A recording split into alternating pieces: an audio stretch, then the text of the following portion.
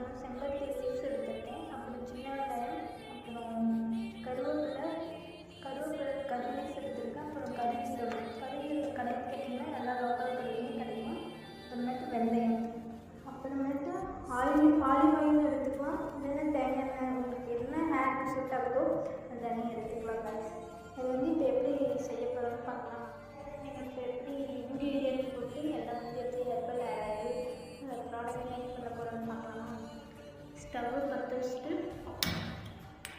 சிம்மில் வச்சுக்கோங்க, ஏன்னா அப்போ தான் அதில் போடுற லீவ்ஸ் எல்லாம் தீனி போகாமல் இருக்கும்.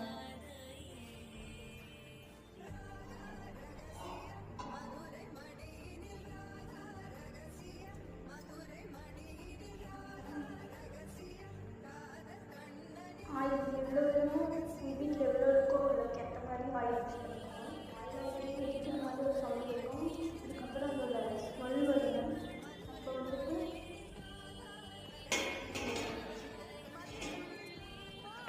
இருக்கிற கறி, அப்புறம் ஆனியன்,